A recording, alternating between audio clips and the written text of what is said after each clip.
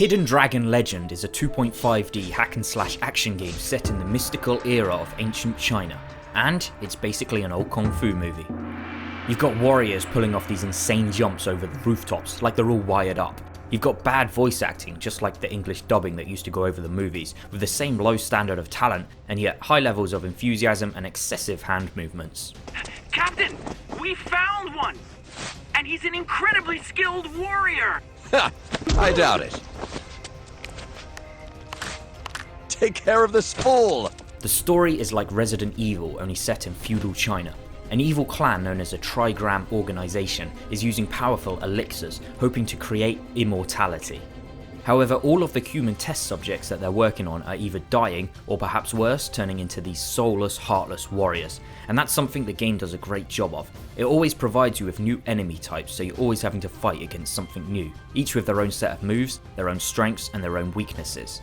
And then there's Lu, that's you. And it's your job as the only one lucky enough to be able to handle the power of the elixir to get some revenge and take down the very organisation that ruined your life. Is it an original plot?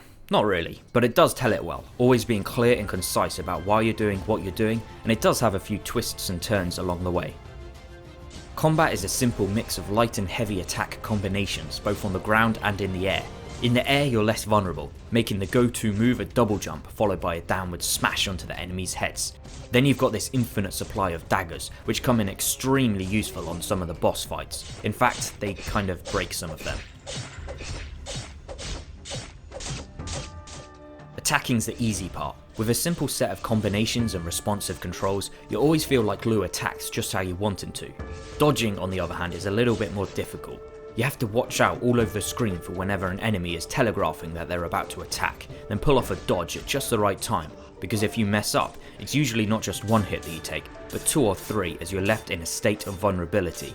My advice is to unlock the Shadow Strike as soon as possible, so if you do pull off a dodge, you can counter and gain yourself some breathing room.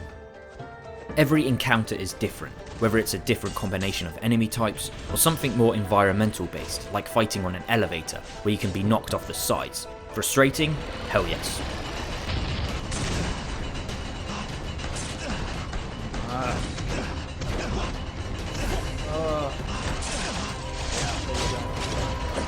Oh my god! But it gives you something else to think about. The game also features plenty of platforming sections, and these needed a little more work. At times you can't see where you're landing after a double jump because the camera's too close. The grappling hook adds some nice variety to things, but often it's frustrating. However, platforming does also provide one of the highlight set piece moments of the game, when you're running through the mountains with all the bridges falling down around you and this army of mechanical spiders chasing you only inches away from your body. It's moments like this that leave you never knowing what's coming up next. Gameplay is always throwing something new for you to do, even if you only have to do it once. This quick time event sequence, for example, only happens twice throughout the entire game. They didn't go overboard and make the whole game fall into a pattern of repeating the same thing over and over again. The backgrounds are always stunning, with incredible attention to detail and little things that you may not notice until you really take the time to have a look back there.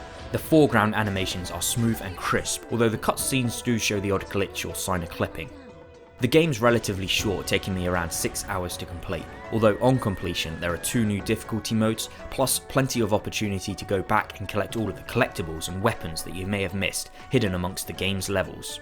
The combat is satisfying with its sparks of neon blue, to make you want to play it again so you can become a master. Each time you play you get better and better, until you can clear out entire rooms of enemies without taking a single hit, which in itself feels rewarding. Is it the perfect game? Hell no.